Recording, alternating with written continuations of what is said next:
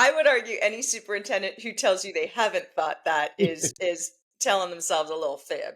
Um, so sure, Mike, the superintendency has never been for the faint of heart, right? It's always been a big job, an important job, and with all big and important things, a hard job.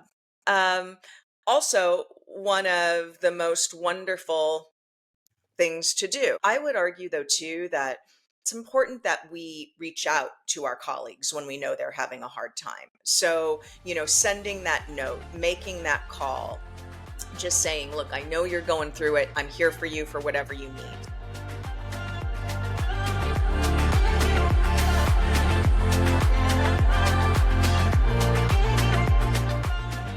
Well, hello, everybody. My name is Michael McCormick, and you are listening to the Superintendent Hot Seat, where bold superintendent leaders share the real stories behind their most difficult challenges and decisions as they work to improve student safety, wellness, and attendance in a system not yet fully prepared to support those entering our schools, particularly coming out of the pandemic.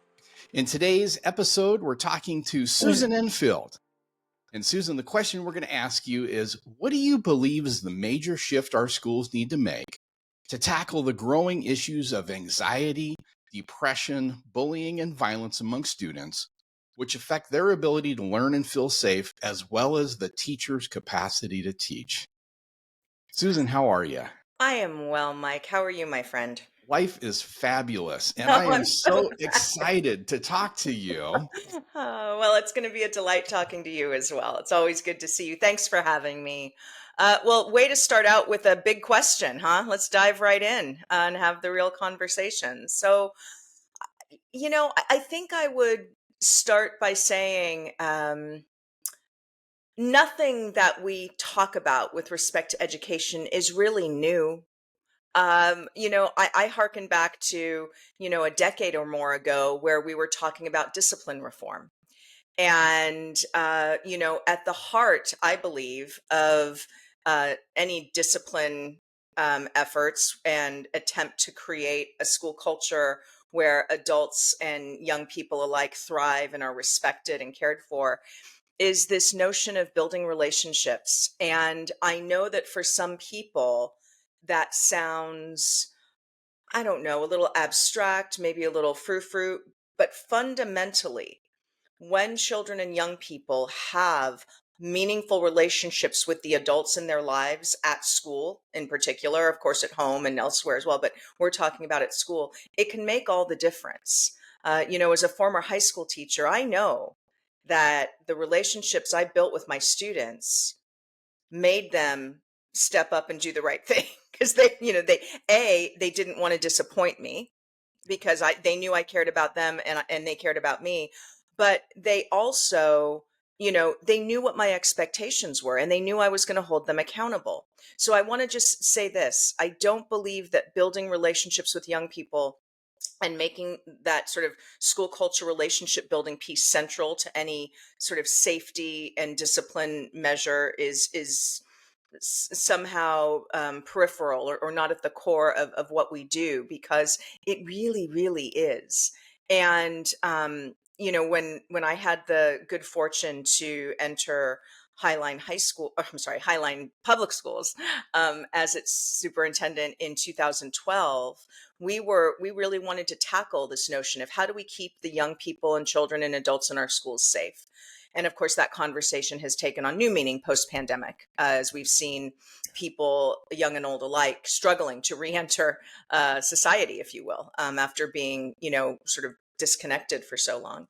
And we developed the Highline Promise, which is to know every student by name, strength, and need so they graduate prepared for the future they choose. And I want to be clear that this is more than pretty words on paper. Right. It's not just a poster that hangs on the wall, right? No, Because no, it's not. that's the hard part, right? That's the implementation piece. And one of the things I talk about in coaching principals and Mhm. superintendents is you're not going to change the culture of your school district by having a big staff meeting. Mhm. It's those micro moments where Hmm. you're constantly reinforcing that culture that you want to see. And I have this sneaking suspicion that you were really good at that, Susan. Not always. I learned a lot of powerful lessons in as we worked to. Well, I will say this: you need to you need to build it into the DNA of your system. Right. And so the Highline Promise truly became the DNA of our system, and it informed everything, every decision that we made. And one of the mistakes I made early on when we set a goal of eliminating out of school suspensions and expulsions except when critical for staff and student safety, because sadly there's always a need to remove a child or young person from school if there's a safety issue. One of the lessons I learned was that um, changing a policy or even a long held practice is, in some ways, just the first step.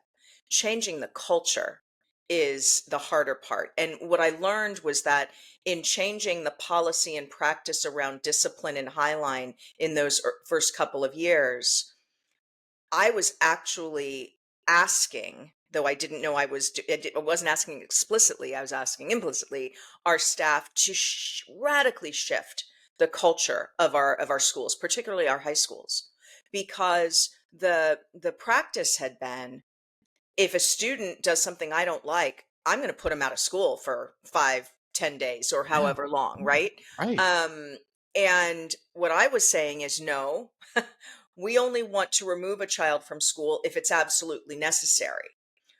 When a young person, a teenager, makes a bad choice, we need to turn that into a teachable moment. We're the adults. And as the adults, we need to function as such. And that means that we need to help set those boundaries for our young people so that they learn from their mistakes. And that culture shift that really hinged on asking adults to build those relationships with their students was huge. And I wish in retrospect I had acknowledged that up front far more explicitly than I think I was doing in subtle ways. And I think that that's an important thing for us to remember as leaders when we're asking Yeah. our staff to engage in a shift like that. Yeah, because I guess what it makes me think about is just one of the change theories that Margaret Wheatley developed, the dual loop theory of change, where you really have to honor the present. Hmm. Because the people that were there in Highline Hmm. were well-intentioned people before Absolutely. you got there who were building and tweaking and perfecting that dominant system that was in place. And, we come along and we say, hey, there may be a better way. And how do you get people to kind of start making that mental transition, that emotional transition of transitioning to the emerging system and leaving that previously dominant system behind? There's a lot of psychology that goes into that. Oh, and by the way, not only were the people in Highline doing the best they could and great work, they were some of the best at what they do anywhere. And oh, by the way, this was not a problem unique to Highline. Like this was happening Absolutely. all over the country. That's So, right. That's right. so we were doing what was actually common practice. But to your point, helping people sort of shift what they think is possible. But I think a big part of leadership is helping people imagine what could be. Right. So Absolutely. to your point, here is where we are. Here is what is. But what can we envision could be? And how do we make that a reality together? And I'll give you a funny anecdote, and then we can move on. In my first few months in Highline, I remember I was in a meeting with a number of middle and high school principals, and I had this idea that I thought we should tackle out of school suspension and expulsion. And so I used the spaghetti on the wall test, and I just kind of threw it out in this meeting. I said, "Hey, what if?" And, I always joke. I said I was still relatively new, so people were nice to me. Uh, Right. you know, after the first 6 months, they'll tell you what they really Right. think. The honeymoon is In the over. beginning, Right. everyone wants to make a good impression. Right. So they all sort of nodded. And later on, one of the principals, who became a good friend of mine, said that um, as she was nodding at what I was saying, she was writing on her paper, "WTF, this lady's crazy." Right. But Right. again, I think as leaders, you have to have a bit of that bold, audacious, maybe crazy ambitions. Right. Because as I say to people, when it comes to our children and young people, I would rather aim high and fall short than aim low and fall shorter, Yeah. because our children and young people are deserving of the highest goals and aspirations we can set. And it's up to us to do that. I love that. And I think, kids everywhere deserve the best because there's smart kids everywhere. And Mm-hmm. that's the thing is, there's smart kids in Highline. There were smart kids in my previous district. And by the way, all over the world. And they're depending on us to create the best future or the best preparation for the future that we can deliver to them. Do you want to hear one of the best quotes of all time? Yeah. One of the best quotes of all time came from a student in Highline when we had a months long process to engage all the community in our first strategic plan. And one of our students in this quote was on all of those posters back in the day, and it said, "Find the smart in every student." Ah, yeah, melts my And that's heart. our job, to Yeah. find the smart in every student, or more importantly, help them find the smart in themselves. Yeah. And that I've never forgotten that. And it speaks to exactly what you're talking about.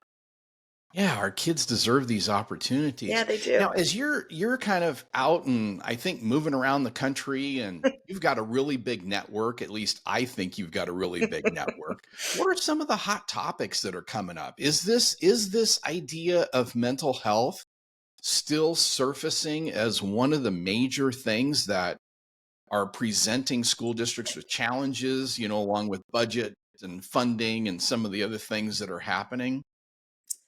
Absolutely. And I'll say something that n- people may disagree with, but under the heading of, we tend to take every challenge or ill in larger society and say to our public school system, "You fix it. Right. You make it different in during the school day." And when it comes to mental health, I think it's important to remember that educators are not mental health providers. Right. And I worry, Mike, that we have conflated sort of just creating strong, resilient, compassionate, human beings, which has always been part of our job in schools, is to socialize young people, to teach them how to be in the world. That's different. Sort of this notion of social emotional learning and building strong, resilient, compassionate, collaborative young people, that's different from true mental health needs. And I just want to be clear that our schools need mental health professionals to partner with them. But I think we've conflated those a little bit. And I think it's an unfair ask to put on our schools alone, right? I mean, our mental health professionals are that. They are professionals. They know Yeah. what they're doing. And that's different than some of the other counseling functions and things. And so is it a Yeah. need? Yes. But do we need to be, I think, much more precise in how we're naming the issues and the needs so that we can attach the right solutions? Yes. Yeah, I think the approach we took in my district was we began to hire mental health professionals, um, people who were trained Hmm. to provide therapy, which Yes. I don't know if the general public has a real sense of this, but school counselors are not licensed to do Right. therapy. Right. And we're at this place right now, for a whole host of reasons, I suppose, that we have many more young people that are reaching that level where they really do need that professional therapeutic environment. Hmm. And I don't mean environment like they need to be sent off somewhere. I No, mean no, I know what you're environment saying. where the mental health therapists are embedded in schools and they're doing their work, in a confidential space right in the school environment, and that's Yeah. happening. But I think that it presents a real budget challenge Yes. for school districts and we were fortunate in my school district, we were able to afford so we could put restorative justice practitioners Hmm. and mental health therapists in all of our schools, but not everybody in every state, I'm finding out, has the same level of resource that comes to them. So it seems to me like it has become a real challenge for superintendents across the nation to figure out how to provide these additional supports so that kids can be successful. Yes, I would agree. We did the same in Highline. We invested lots of supports, developed lots of partnerships to bring in the resources to ensure that our students and staff, because remember, this isn't just a young person issue. Right. This is a people, this is a human issue, regardless of age. And I think that it's important that we continue to do that. And I will say, Mike, that you know, w- we need to have a broader conversation around mental health. And I think that one of the things that uh, and I alluded to this earlier, our schools are really microcosms of what's happening in broader society. And so I remember a couple Absolutely. years ago speaking at a youth mental health summit in Reno. And, there was a lot of conversation and concern and legitimate around behaviors, student behaviors in schools. And I said, look, as superintendent, I take very seriously my responsibility to ensure that we have school environments that are safe, respectful, compassionate, all of that. And I ask you, have you watched a school board meeting lately? Have you watched Congress lately? I would offer that our children are behaving in exactly the way that we are modeling for them. Yeah, And I want you're everyone to right. sit with that for a minute. Right, right, right. Just And let and that and and and and then you marinate. send kids into school and then say to me, "Fix this." Yeah, Well, we yeah, need to fix ourselves. yeah. We need to fix our the way that we are in community with one another. We need to make sure that we're modeling for our children what it means to disagree respectfully and maturely, and professionally. And sadly, that's not all too often our children are getting and young people are getting examples, Mike, that are quite the opposite. Yeah. And I think we need to start having these honest conversations and laying some of this and let me say this, Just sharing the responsibility sharing. as What superintendents and leaders with Yeah, others in yeah. the community. I almost wonder if it's like just holding up a big mirror and reflecting, what's happening in broader society. Yep. Because, and the other thing that's fascinating to me is, this idea that we really don't have mass media in the sense that you and I grew up with. True. In terms of, you had your major news organizations and everybody in the country was watching, certain channels. And I think that did serve as somewhat of a common voice Yeah. and a common social interaction that was being reinforced. And with social media today and all the different inputs and screen sizes that people are taking in, um, there is a voice to match whatever your wildest dream is and your version of reality. And so I think Mhm. that's one of the areas where we've just kind of like spread way apart in broader society. And I think people, don't often think that there are actually school leaders who this is the kind of stuff that keeps us awake at night is Oh, thinking about absolutely. how can we unite our children, the obviously the things that we kind of have control over, Hmm. but is there an opportunity to, unite greater society Yeah. around a common good? And Yep. it's interesting because I think still in times of crisis, as human beings, we do have the ability to come together. Mhm. I'm located in Southern California. We've had these horrendous fires, Yeah. and Yeah. there's this outpouring of love and support Hmm. that just crosses social, political positions, on things. And people still do know how to come together and support one another. And I'm not suggesting that it might take some major Sure. crisis, but Sure. what I'm saying is that there's still that little flame, I think, inside each of us that is willing to come together. Hmm. And I'm very hopeful. Hmm. And I used to say this all the time. Hey, look, my generation of people, hasn't done a great job at solving some of these intractable challenges that Yeah, we face as a society. So, I'm putting my money on this it's next true. generation of students who, by the way, have a level of social consciousness, I Mhm, believe, that mhm. is far exceeds I anything that agree. I had as a kid growing up. Yeah. And maybe that is a result of some of that awareness. Mhm, mhm. So, I would agree. all righty, we're going to pause here Okay. and continue this amazing conversation after we hear a quick 30-second break from our okay, let's start that again.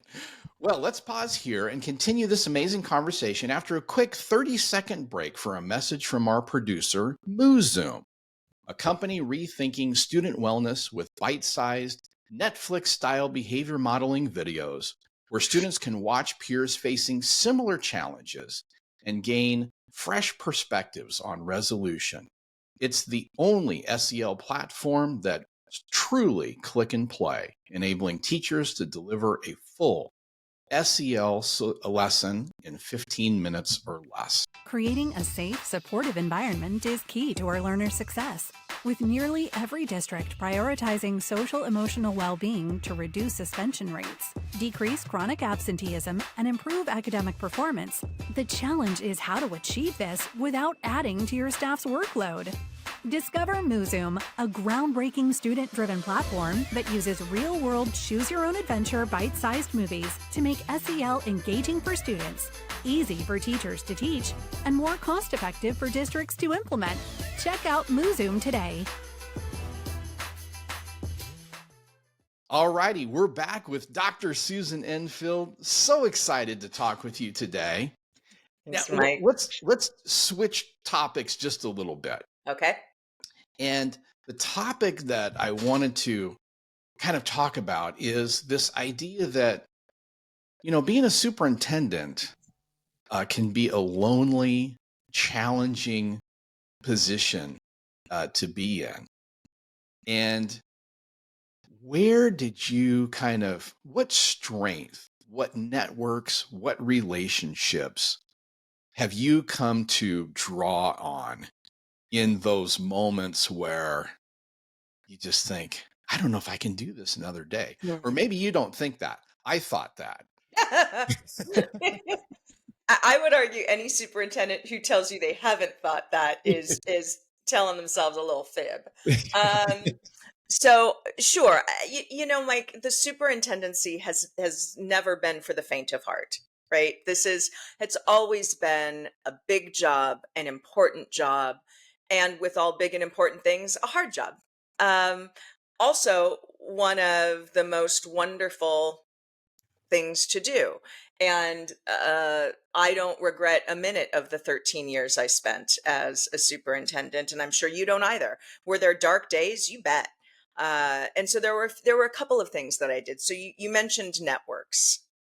Having people to reach out to, whether that's mentors, whether that's colleagues. Hey, I remember some conversations you and I had in passing, even at a meeting or something where we Sure. would just say, hey, how you doing? Well, Let me and tell you. sometimes just those brief interactions where you can get some validation, some empathy are really really important. I would argue though too that it's important that we reach out to our colleagues when we know they're having a hard time. So sending that note, making that call, just saying, look, I know you're going through it. I'm here for you for whatever you need. So relying on our friends, we just talked about mental health and well-being. I think that we have really transitioned, thankfully, to a place where asking for help is not a sign of weakness. It's a badge of courage, right? To have the strength and the courage to say, I'm not okay. I can't do this alone. I need help. That's a good thing. And so I think, knowing where to go and tapping into your resources. Um, and I will also say this, Mike, and you've probably heard me say this before. People would often say to me, as I'm sure they did to you, so do you love your job? And I used to give the pat answer of, "Oh yeah, sure I love my job." And it wasn't entirely untrue. And Right. then I started reflecting on it and I thought, "Well, you know, I do, but not every day." And so I started to make a distinction between the job and the work. So when people would say, "Do you love your job?"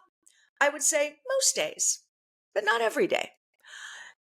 Because I make a clear distinction between the job and the work. The job is it's the toxicity, it's the mundane, it's the bureaucratic, it's the painful, it's the stuff. But the work of serving children and families is a gift, even on the hard days. And you endure the job for the sake of the work. And I think what allowed me to stay in the work so long was that I was able to make that distinction. And on the days where the job was grinding me down, and there were absolutely those days, I focused on the work. And you know as well as I do that even on the darkest days, inevitably something would happen, be it an email, a conversation, walking into a second grade classroom and seeing, having a child come up to you and say something that just sort of pulled you right back in and said, "I'm doing what I'm here to do, and I'm going to go home and regroup and show up again tomorrow." So I would say relying on colleagues and your networks, but also making that distinction, knowing that while the job may wear you down, the work will lift you up. I love the way you said that, and I think you probably had some similar experiences. I hung out in the same district for quite a long time, 27 years, serving the Mhm. last 9 as superintendent. And during that time, the relationships that I built as a middle school principal and a high school principal, um, there was a good number of students who returned as teachers and Mm, counselors and support mm, staff. And to be hanging out in the same place long enough to see kids come back as adults and want to serve the community that they were yeah, raised in. yeah, I used to tell people, I'm not tempting fate, but I could literally die a happy man yeah. being part of that. And I think when I think about the work, to me, that is the best way I can describe the work. And there's so many, you're right. I mean, there's so many things and there's so many untold stories. Mm, Um, I was talking to a superintendent one time, and his perspective was the closer you inspect my system, the more impressed you will be mm, because you will uncover great. the untold stories of the ways that educators and support staff actually rally together to support kids who It's true. literally need to be fed and clothed and cared for.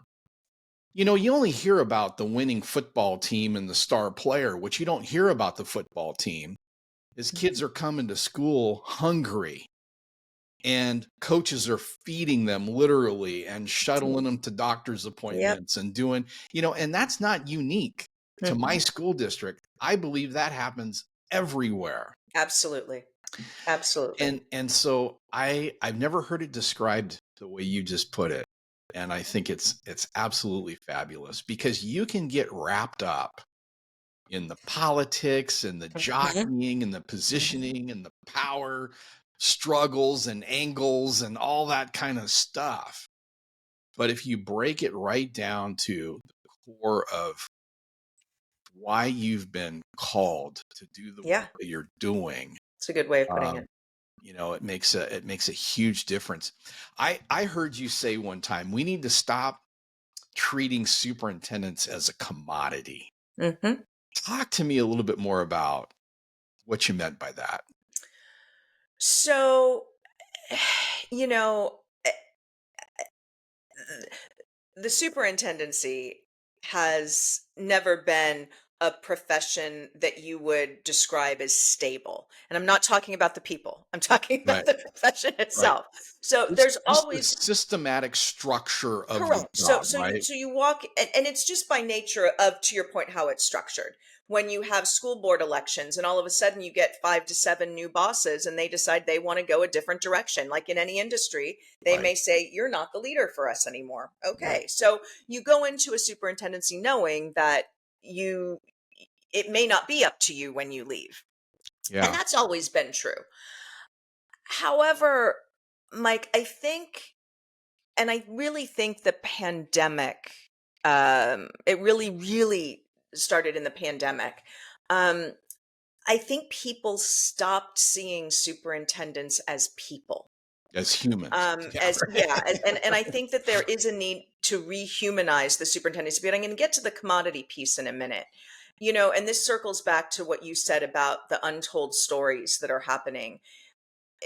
Next in March, not next month, March will be the fifth. It'll be 5 years since we closed schools.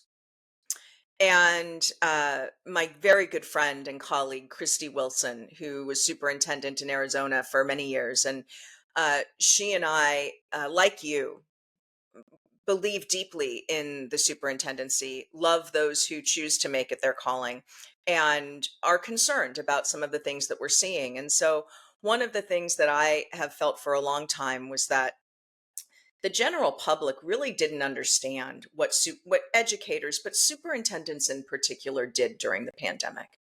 And our first responders, our social, our healthcare workers, they were on the front lines. But I would say not far behind them were school superintendents that were having to figure out how to feed their communities, how to create vaccination clinics. I mean, it was, you did it. It was the all of it.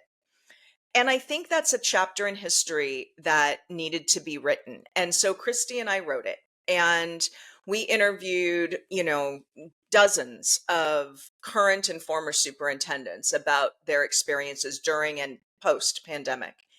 And the title of the book, and it speaks to what you're talking about, is On Fire, Under Fire, or Fired. Yeah.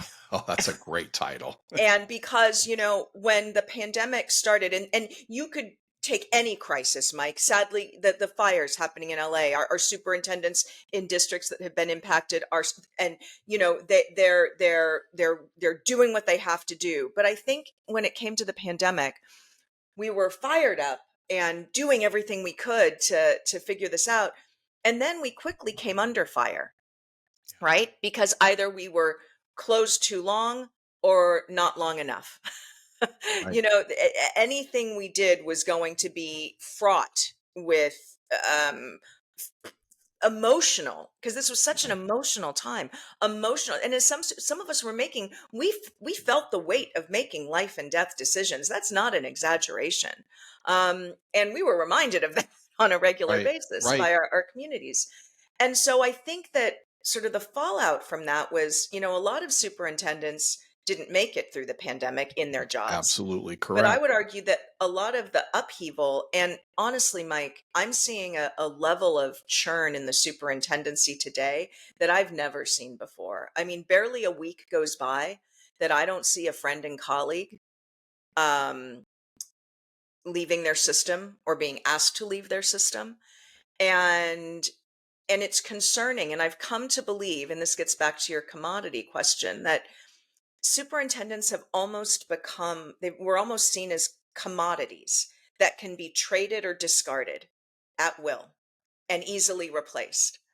And it's pretty easy to discard a commodity, a thing. It's harder to discard a person. So when superintendents are not seen as people first, it's easier to just say, "You're out of here." And I think we're seeing that right now, and we've got to get back to a place where we rehumanize the superintendency, where the public understands not just what superintendents do, because I think a lot of them don't fully understand that, but also who we are, Yeah. and why we do the work we do. And I just am on this campaign to help people, come to that understanding. And it's not just because it's impacting people I care about deeply. It's impacting the long-term health, well-being, and quality of our public schools. That's exactly right. There is something to be said for consistency of leadership. Hmm. And having people in those seats that have been prepared Mhm. along the way, so they've developed a deep understanding of the systems and the structures. Yeah. Um, yeah, I really, what you're talking about really resonates for me. And I hope that, I could lend my voice even to this campaign at some point in time, because I think, what somebody told me early on is the board who hires you will never be the board who fires you. Meaning that those election cycles happen and people, those seats change, Mhm. and that's part of what we sign up for. And the other thing, though, I think is that, the point of contact in a school system for the most of the public is the teacher Yeah. and the principal. Yeah. I mean, they're Yep. located at the schools. That Yep. is the intersection That's right. between the community and the school system. Mhm. And as superintendents, unless we're actively participating in community events and visible at schools, we're just somebody who's in, the big office downtown, um, and not really engaged in the day to day. And so, in some ways, maybe there's a signal there for superintendents to be thinking about how to be more forward facing in the communities that they are serving, so that they Mhm. are a recognizable name. And I think you spending as many years as you did in seats that you were in, and me in my community, I had built that. Mhm. Because the other thing I think people struggled with during the pandemic was, and I'm talking about the community at large, is it was very difficult to discern where to turn for trusted information. Yes. And one of the things I was constantly thinking about is, how can the school district be that trusted voice in the community that will give the best and most accurate information, void of political position? Mhm. And I think the other thing that was super challenging is that we got all kinds of guidance and very little um, decision We were making. awash in guidance We and were and right. and We and had lacking guidance in coming in, true right? and meaningful help and assistance. That's right. That's right. It's almost like everybody was willing to provide guidance and opinion. Mhm. But when it came right down to it, I think for superintendents in a lot of states, it was like the local government officials were shying away from those difficult decisions. And so Oh, that landed squarely on the shoulders of well, and Mike, superintendents. let's be honest. Coming up with guidance is the easy part. Right. Making taking that guidance, making sense of it, and making a decision Right. that you then have to stand by and explain to people who are counting on you. And that's what we were doing on a daily basis. That's much harder. So, I'm sorry, nobody gets a cookie for coming up with the guidance, right? The cookies are going to the people that actually had to take that guidance, make sense Make of it, that and then decision. actually make decisions that would serve the Yeah. vast majority. You're never going to serve everybody with a single Right. decision, but that would serve most people well. That was the hard part. So, and that's what Yeah. we were doing. That's exactly right. Yeah. Oh my gosh, the time has flown by. We're coming to the end of this episode. And so, a couple of things I always like to do is I'm going to give you a few rapid fire Okay. questions. We'll do that. And then Okay. I'm going to ask you what you're most grateful for. So, as you're Sure. answering these rapid fire questions, I want you to be thinking about, what's on your gratitude list. All right. Are you a sweet or salty snacker? Oh, salty. Salty, savory all day long. All day long, salty. All right. Curl up with a good book or watch a good movie. Oh, yes. Yes. Are you more of a homebody or more of an adventurer? Homebody. Okay, right on. And if you had to choose between desert or mountains, which one would work Mm. for you? Mountains and water. Mountains Hmm? and water. Right Yeah. on. I live in Seattle, so obviously Okay. mountains and Mountains water. and water. Yeah. Beautiful area. Oh my gosh. Good for you. Hmm. Well, Susan, what are you most grateful for? Mike, when people ask me how I am, people, how are you? And I think, and I often say, the people I love are for the most part healthy and well. So I'm good. Because Yeah. as long as the people I love are doing well, I'm doing well. And at the end of the day, there's nothing more important than health and family. And I always said, as a leader, we put health and family first. And I am deeply grateful that the people I love, both those I'm related to and those I've chosen as part Yeah. of my friend and family network, are doing well. And that is what I wish for everyone out there, especially those of our friends, like you. I know you feel the same, Mike, who are so impacted right now by those fires. We send them our love and Yeah. are grateful each day for what we have. What a great way to end the episode. And what a beautiful thing. And it's interesting to me because health is one of those things that you just kind of take for granted Mm-hmm. Mm-hmm. until that time comes where you've faced a health challenge or a decline all of a sudden. I mean, my I'm on this kick right now to stay in motion, Uh-huh. stay moving, stay Yeah. active, Yeah. because I've seen in my own family over the last couple of years where my parents are elderly, my wife's Mm-hmm. parents are elderly, and they just don't have the mobility that they Yeah. used to have anymore. Yeah. And so I'm thinking I'm very grateful for that mobility and that health that allows us to keep doing the things we love to do. So what a I couldn't agree more, Mike. what Couldn't a agree more. And I'm what a grateful for having had this time with you. Thank you for having me. It's been a and delight. likewise, it's been a great chat. Um, Superintendent Susan Enfield. Yeah, I know, and I'm putting that title on you because that to me is, that's who you are. So, Dr. Susan Enfield, thanks everybody. We'll see Thank you you, next time. Superintendent McCormick.